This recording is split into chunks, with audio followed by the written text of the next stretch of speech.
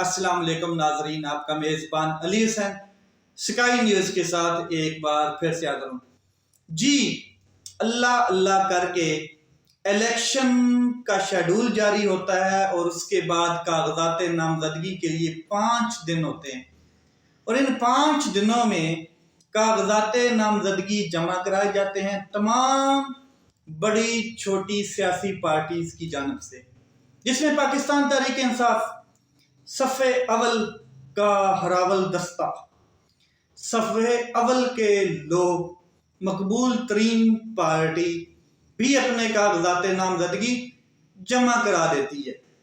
अब कहां से कितने लोगों ने जमा कराए, इसके ऊपर अगर कुल मिला के बात करें तो 99.9 पाकिस्तान में तमाम सूबाई और कौमी असम्बली से तमाम नशिस्तों के ऊपर पाकिस्तान तहरीक इंसाफ के कारकुनान, रहनुमा, वर्कर कह लें, लीडर्स कह लें, तमाम ने अपने कागजात नामजदगी जमा करा ली।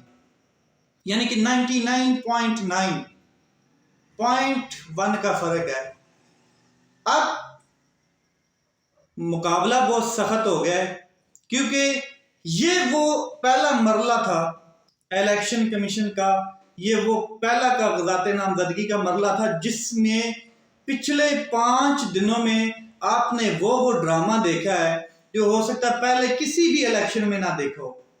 फॉर एग्जाम्पल अगर मैं मिसाल आपको दूं तो वो ये है कि कोई शख्स पाकिस्तान तहरीक इंसाफ का कोई भी तीसरे दर्जे की लीडरशिप, दूसरे दर्जे की लीडरशिप, चौथे दर्जे की लीडरशिप का कोई भी रहनुमा पाकिस्तान तहरीक इंसाफ की जानिब से कागजात नामजदगी जमा कराने गया तो आरओज और डीआरओज के पास पहुंचने से पहले उससे या तो कागजात नामजदगी छीन लिए जाते थे, या उस शख्स को गिरफ्तार कर लिया जाता था, या डिस्पर्स किया गया।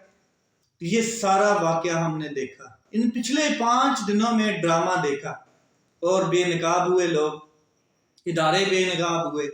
वो लोग जो एक लॉलीपॉप देते हैं कि हम साफ और शफाफ इलेक्शन करवाएंगे, ये आइन का हिस्सा है, ये आइन की तमाम तरजीहात हैं कि साफ और शफाफ इलेक्शन होने चाहिए और हम इसी के ऊपर काम कर रहे हैं। एक्चुअली वो लोग इसके ऊपर काम नहीं कर रहे थे, वो एक पार्टी को साफ और शफाफ करने के ऊपर लगे हुए थे, यानी कि इलेक्शन से उसका सफाया करने के ऊपर लगे हुए थे।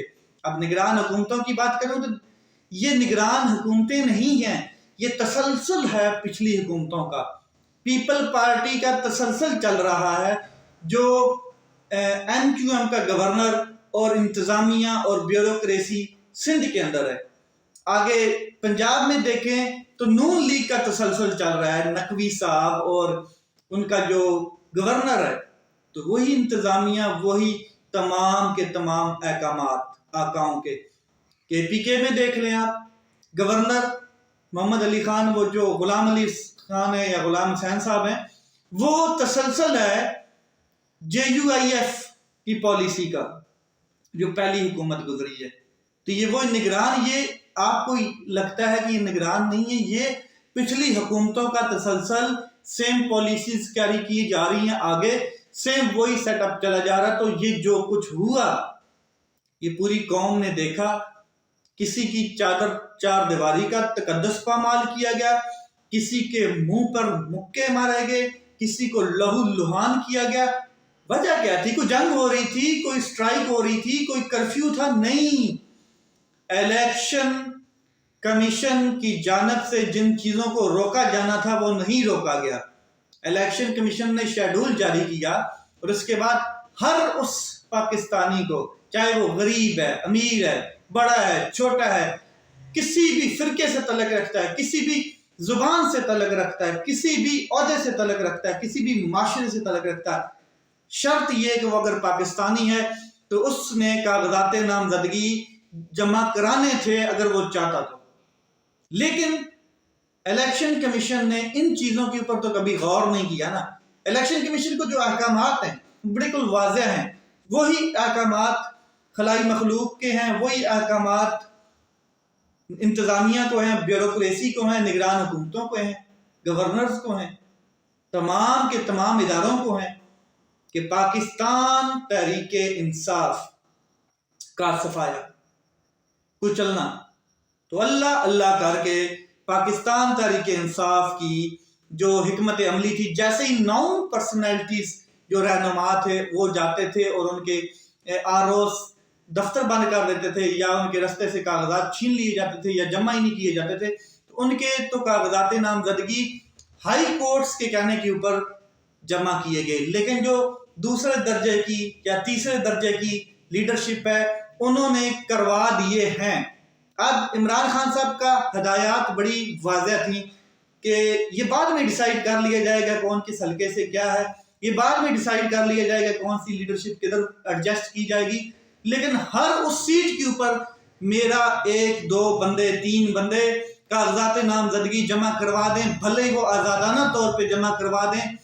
یہ پلان بھی آپ کے سامنے آئے گا کہ کچھ لوگ تو پاکستان تحریک انصاف کی جانب سے تھے، کچھ لوگ عمران خان صاحب کے وہ خاموش سپاہی تھے جو آزادانہ طور پر چلے گئے ہیں، جو بعد میں الحاق کریں گے، لیکن ایک بار کاغذات نامزدگی جمع ہو گئے ہیں، اب اس کے اوپر سکروٹنی اور جانچ پڑتال کا عمل شروع ہو چکا ہے۔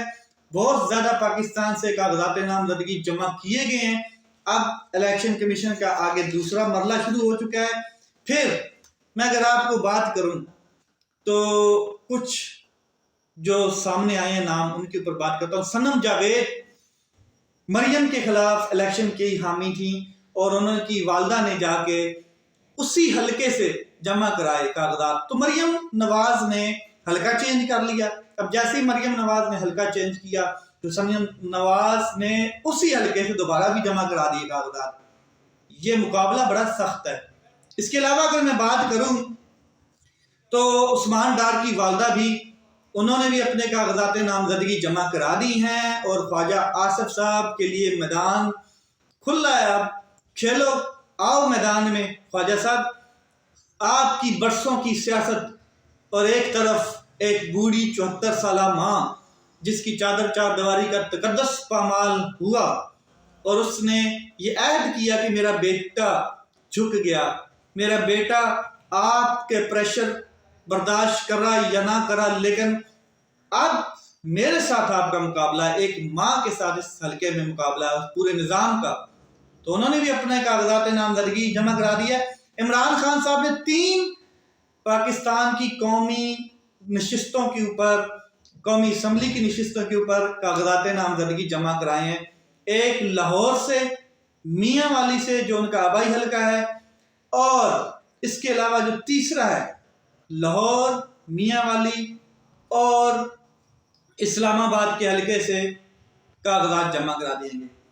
اس کے علاوہ نواز شریف صاحب کی بات کریں تو ایک تو انہوں نے مانسیرا سے کاغذات نامزدگی جمع کرائے ہیں، جن کے مد مقابل آگے اعظم سواتی صاحب سے ٹکر ہوگی ان کی، اور دوسرے انہوں نے ہیرا منڈی جو لاہور کا حلقہ ہے اس سے کاغذات نامزدگی جمع کرا دی، یعنی کہ ہیرا منڈی کی طوائفیں بھی ووٹ ڈالیں گی اب نواز شریف صاحب کو، ہیرا منڈی کے دلال بھی اب نواز شریف صاحب کو ووٹ ڈالیں گے۔ ہیرا منڈی سے نواز شریف صاحب نے الیکشن لڑنے کا فیصلہ کیا ہے، آپ دیکھیں کیا ووٹ ڈلتا ہے یا کچھ ووٹ ہی ڈلتا ہے۔ تو اس کے علاوہ پاکستان تحریک انصاف کی جانب سے اگر میں بات کروں تو کئی لوگوں نے کاغذات نامزدگی تو ہائی کورٹ کے کہنے کے اوپر ان کے جمع کیے گئے، لیکن اس میں مشال یوسف زئی بڑی ایک متحرک قانون دان بھی ہیں، لائر بھی ہیں، اور پاکستان تحریک انصاف کی سپورٹر بھی ہیں، انہوں نے بھی اپنے کاغذات نامزدگی جمع کرا دی ہیں، صف اول کی لسٹ میں ان کو شامل کیا گیا ہے، اور الیکشن کمیشن جو ہے اب اپنے اگلے مرحلے میں داخل ہو چکا ہے۔ وکلاء کی بہت بڑی تعداد پاکستان میں پاکستان تحریک انصاف کی جانب سے، اور خاموش سپاہی جو میں آپ سے بات کر چکا ہوں، خفیہ لوگوں نے بھی آزادانہ طور پہ کاغذات جمع کرا دی۔ اب نواز شریف صاحب تو آپ کو بتا دیا میں نے۔ اس کے علاوہ بات کرتے ہیں 2 اہم چیزیں جس کے اوپر ڈاؤٹ کلیئر نہیں ہو رہے لوگوں کے۔ تو وہ میں آپ کو بتا دیتا ہوں. ایک تو یہ ہے کہ نواز شریف اور عمران خان صاحب دونوں نااہل ہیں. اب میں اس کو ذرا کھول کے رکھوں تو نواز شریف صاحب آئین کے آرٹیکل 62(1)(f) کے تحت تاحیات نااہل ہیں. تاحیات نااہل ہے، اور یہ سپریم کورٹ آف پاکستان کا فیصلہ ہے. 5 رکنی لارجر بینچ اس کے اوپر فیصلہ دے چکا ہے، اور تمام کی مطلب کہ کوئی اختلافی نوٹ نہیں تھا، کسی کا اختلاف نہیں تھا، ایک متحدہ فیصلہ تھا. دوسری طرف عمران خان صاحب ہیں توشہ خانہ میں، نااہلی ہے، 5 سالہ نااہلی ہے، لیکن سزا سسپینڈ ہو چکی ہے تو نااہلی بھی سسپینڈ ہو جانی ہے. جیسے ہی وہ اسلام آباد ہائی کورٹ یا کسی ہائی کورٹ میں اس کی پروسیڈنگ ہونی ہے یا سپریم کورٹ آف پاکستان کے سامنے یہ کیس جب لگنا ہے تو اڑ جانا ہے. اب ایک طرف عمران خان صاحب ہیں، دوسری طرف نواز شریف صاحب ہیں، اور دونوں نے کاغذات نامزدگی 3 2 حلقوں میں سے جمع کرا دی ہیں. کنفیوژن یہ ہے لوگوں کی کہ یہ دونوں نااہل ہیں تو یہ الیکشن بھی لڑنے کے لیے کاغذات بھی آروز نے ان کی ایکسیپٹ کر لی ہیں، تو یہ کیا اب آگے ان کو الیکشن لڑنے دیا جائے گا یا نہیں؟ بالکل، یہ بالکل کیٹیگوریکل کنفیوژن ہے. اور میں اس کے اوپر آ رہا ہوں کہ نواز شریف صاحب کی جو نااہلی ہے وہ تاحیات نااہلی ہے، اس کے اوپر اب آگے جنگ چھڑنی ہے اور بینچز بھی بننے ہیں اور کوئی نہ کوئی راستہ نکالا جانا ہے. لیکن عمران خان صاحب کی بڑی سمپل ہے، یہی وہ لیول پلینگ فیلڈ تھی، دونوں کو ایک جگہ پہ لا کے کھڑا کر دیا گیا، ایک سچے انسان کو اور ایک جھوٹے انسان کو، دونوں کو ایک جگہ پر لا کے کھڑا کر دیا گیا، ایک کو مجبور کر کے اور ایک کے اوپر جھوٹے کیسز ڈال کے. اور دوسرا تو پیدائشی مطلب اس کا سارا کام ہی یہ تھا، وہ گول مال ہے بھائی صاحب، گول مال ہے، وہ گول مال والے کو اس کے سامنے کھڑا کر دیا گیا لیول پلینگ فیلڈ بنانے کے لیے. مریم لندن پلان کے حساب سے یہ وہاں پہ جگہ آپ کے سامنے اب برابر آ گئی ہے کہ نواز شریف صاحب کو عمران خان صاحب کے ساتھ ملا دیا گیا. نہیں، ایسا بالکل نہیں. اس کے اخلاقیات اور ہیں، اس کے اصول اور ہیں، اس شخص کے اصول اور ہیں. یہ کھو ہے، کھو قبیلے سے تعلق رکھتا ہے، اور وہ عمران خان غریب ایک سٹرگل کر کے آیا ہے 26 سال سے. تو یہ سارا معاملہ اب عدالتوں میں جائے گا. عمران خان صاحب کی نااہلی عدالت میں ختم ہونی ہے، شریف صاحب جو ہیں نواز شریف صاحب کی، ان کی بھی نااہلی عدالت میں ختم ہونی ہے. اب یہ دیکھنا یہ ہے کہ یہ راستہ کیسے نکلتا ہے. عمران خان صاحب کے لیے راستہ بالکل آسان ہے، لیکن یہ مشکل کریں گے تاکہ اس کو بھی برابر کی لیول پلینگ فیلڈ دی جائے. اور نواز شریف صاحب کا راستہ بہت مشکل ہے نااہلی ختم کرنے کا، لیکن یہ عمران خان صاحب کو اتنا پریشر ڈالیں گے کہ دونوں کی نااہلی ختم ہوگی. لیکن میدان ابھی خالی پڑا ہے، میدان میں یہ لوگ مقابلہ ہوگا اور یہ ہار جیت کا فیصلہ عوام کریں گے، پاکستان کے عوام کریں گے کہ next prime minister of Pakistan کون ہوگا، پاکستان کے 24 کروڑ لوگوں کی نمائندگی کون کرے گا. وہ لوگ کریں گے جنہوں نے اپنے بچوں کو، جنہوں نے اپنے خاندانی لوگوں کو ٹکٹیں دے دی ہیں. نواز شریف صاحب، نون لیگ نے اور پیپل پارٹی نے تمام ان لوگوں کے اوپر انویسٹ کیا ہے ان ٹکٹیں دے کے کہ جو لوگ کھو قبیلے سے تعلق رکھتے ہیں، جو ان کے ہواری ہیں، پجاری ہیں، ان کے سامنے سرنگوں ہیں، ان کے فیصلے ایکسیپٹ کرتے ہیں. نظراتی ورکر تو بڑھ گیا، سارا باہر میں چلا گیا. اور عمران خان صاحب نے لائلٹی کے ساتھ، ایک نظریاتی سیٹ اپ کے ساتھ ان لوگوں کو ٹکٹ دیا ہے اور ان لوگوں کو آگے کیا ہے کہ جو یوتھ ہے، وکلا سارے آگے کر دیے عمران خان صاحب نے، یوتھ ساری آگے کر دی ہے. اب مقابلہ بہت ٹف ہے. لیٹس سی یہ ہوتا کیا ہے. اپنا خیال رکھیں، اپنے بھائی کے اس چینل کا خیال رکھیں. پاکستان زندہ باد.